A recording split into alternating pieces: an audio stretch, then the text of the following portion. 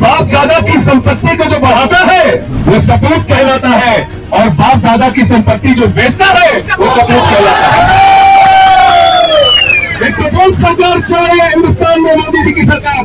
कहते हैं भारत माता की जय, हम भारत की रेलवे बेचेंगे। भारत माता की जय, हम steel authority of India limited बेचेंगे। भारत माता की जय, हम डिफेंस सेक्टर बेचेंगे। भारत माता की जय, हम LIC बेचेंगे, बैंक बेचेंगे। भारत माता की जय, हम FCI बेचेंगे, BPCL बेचेंगे। अरे बेईमानो, भारत माता की जय भारत की संपत्ति बढ़ाने से होगी, भारत को बेचने से नहीं होगी। याद रखना। लेकिन इसके साथ साथ हमारे यहाँ यूपी के जो लोग होंगे, पुराने लोग जानते होंगे, बचपन में लकड़ सुंघा आता था। आता नहीं आता था? लकड़ी सुंघा के घर लूट लेते थे। ऐसे ही लकड़ सुंघा देश का प्रधानमंत्री और गृह मंत्री बन गया, पूरे देश को लूटा। अभी 5 दिन पहले खबर छपी कि अदानी दुनिया का 2 नंबरी अमीर हो गया। और हमारे यहाँ एक बाप नंबरी तो बेटा, बाप नंबरी तो बेटा, और अदानी का बाप हिंदुस्तान में अगर कोई है, उसकी पूंजी को बढ़ाने वाला बाप, तो उस बाप का नाम है नरेंद्र मोदी। अगर पार्लियामेंट में आया तो सबसे पहले मैं आपके साथ खड़ा रहा। संजय सिंह जिंदाबाद, संजय सिंह जिंदाबाद, ये कोई एक मामला नहीं है। ओल्ड पेंशन स्कीम बहाल करने के लिए जब रामलीला के मैदान में आपका आंदोलन था, तमाम देश भर के कर्मचारी वहां पर इकट्ठा हुए थे। दिल्ली के मुख्यमंत्री अरविंद केजरीवाल जी के साथ हम लोग उस कार्यक्रम में शामिल हुए थे, और मुख्यमंत्री ने ऐलान किया था कि ओल्ड पेंशन स्कीम हम बहाल करेंगे दिल्ली के अंदर।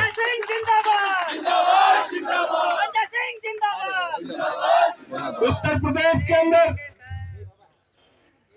शिक्षा मित्र महिलाओं ने, जिनकी संख्या 1,75,000 है, आजादी के बाद पहला प्रदर्शन आपने देखा होगा, सुहागिन महिलाओं ने अपना सिर मुड़वा के प्रदर्शन किया। हजारों की संख्या में शिक्षा मित्र आत्महत्या करके अपनी जान दे देते हैं कि हमें रेगुलराइज कीजिए, रेगुलराइज कीजिए।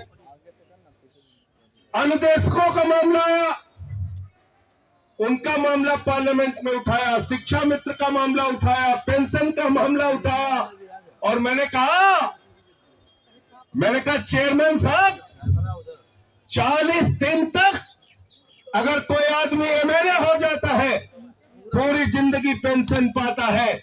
40 दिन तक कोई MP हो जाता है, पूरी जिंदगी पेंशन पाता है। 40 साल तक अगर कोई एम्प्लॉय रहता है तो उसको पेंशन क्यों नहीं मिलनी चाहिए? इसका तर्क मुझे बताओ।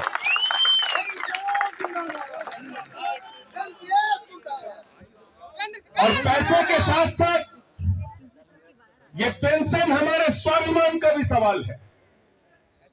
पैसे के साथ साथ बुढ़ापे में हमारी सुरक्षा का भी सवाल है।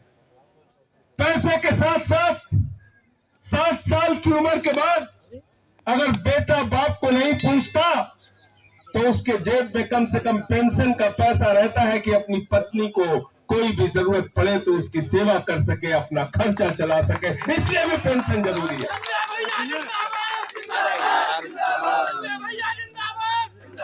तो इस बात का सरकार के पास जवाब नहीं है, और आप तो लड़ाई लड़ रहे हैं पेंशन की।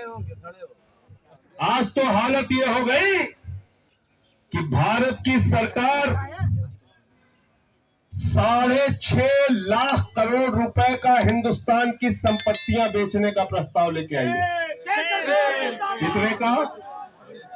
6.5 लाख करोड़ रुपए भारत की संपत्तियों को बेच के पैदा करने का काम मोदी जी की सरकार ने करने का निर्णय लिया है, प्रस्ताव रखा है बजट में।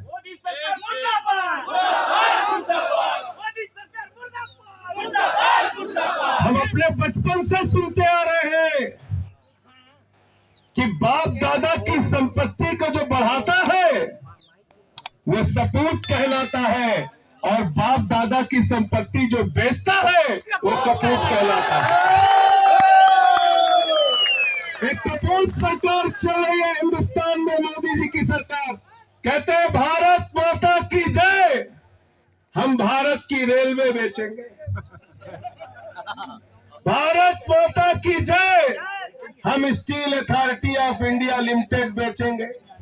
भारत माता की जय। हम डिफेंस सेक्टर बेचेंगे। भारत माता की जय। हम LIC बेचेंगे, बैंक बेचेंगे। भारत माता की जय। हम FCI बेचेंगे, BPCL बेचेंगे। अरे बेईमानो, भारत माता की जय। भारत की संपत्ति बढ़ाने से होगी, भारत को बेचने से नहीं होगी, याद रखना।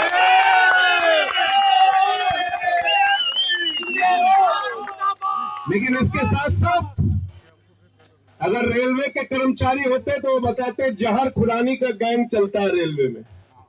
चलता है कि नहीं चलता है? और हमारे यहाँ यूपी के जो लोग होंगे, पुराने लोग जानते होंगे, बचपन में लकड़ सुंघा आता था। आता था कि नहीं आता था? लकड़ी सुंघा के घर लूट लेते थे। ऐसे ही लकड़ सुंघा देश का प्रधानमंत्री और गृह मंत्री बन गया। पूरे देश को लूट रहा है, पूरे देश को लूट रहा है जाति धर्म के नाम पे। बेईमानी और भ्रष्टाचार का आलम यह है कि दूध पे, दही पे, छाछ पे, आटा पे, दाल पे, चावल पे, कैंसर की दवा पे, टीबी की दवा पे, हार्ट की दवा पे, किडनी की दवा पे टैक्स बढ़ाया जाता है और कॉर्पोरेट टैक्स 30% से घटा के 22% किया जाता है। मैं पूछना चाहता हूं कैसी सरकार चल रही है हिंदुस्तान में?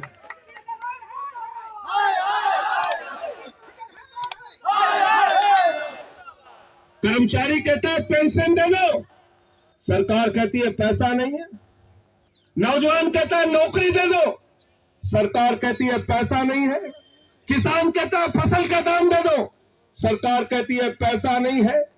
कर्मचारी कहता है अरे हमारी EMI की किस्त थोड़ा तो कम कर दो, सरकार कहती है पैसा नहीं है। माताएं बहनें कहती हैं घर का चूल्हा नहीं जल रहा है, महंगाई कम कर दो, सरकार कहती है पैसा नहीं है।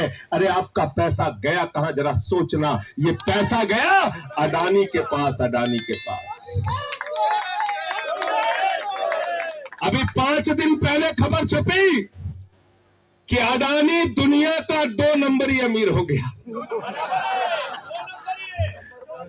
कौन सा अमीर हो गया? 2 नंबरी अमीर। और हमारे यहाँ एक फिल्म बाप नंबरी तो बेटा, बाप नंबरी तो बेटा, और अडानी का बाप हिंदुस्तान में अगर कोई है, उसकी पूंजी को बढ़ाने वाला बाप, तो उस बाप का नाम है नरेंद्र मोदी।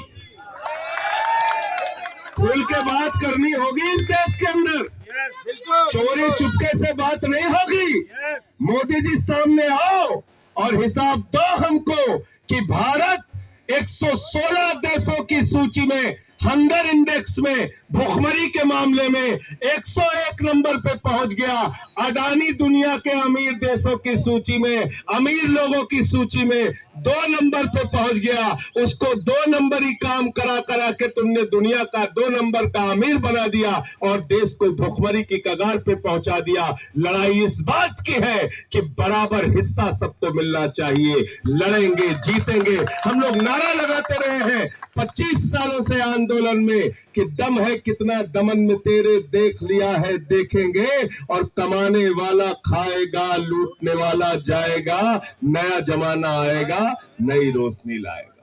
पता नहीं क्यों आपको गुस्सा नहीं आता, क्योंकि आपके दिमाग में ये जहर खुरानी गैंग जो नरेंद्र मोदी चला रहा है, इसने हिंदू मुसलमान का इतना जहर पैदा कर दिया है कि आपको अपने मुद्दे समझ में नहीं आते। अपने मुद्दे पे लड़ना पड़ेगा आपको।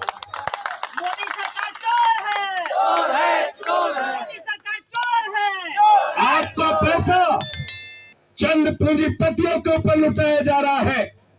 आपका पैसा, आम आदमी का पैसा बैंकों से उठा के अडानी को देते हैं, अंबानी को देते हैं, विजय माल्या को देते हैं, नितिन संदेशरा को देते हैं, ललित मोदी को देते हैं। वो पैसा आपका लूटते हैं, बैंकों से निकालते हैं, लूट के लंदन में बैठ के आपको चिढ़ाते हैं। मैंने कहा मोदी जी 3000 करोड़ रुपए लूट के चला गया ललित मोदी, उसको पकड़ लो। बोले हमको पता नहीं ललित मोदी कहाँ है। अरे मैंने कहा सुष्मिता सेन से पूछ लो।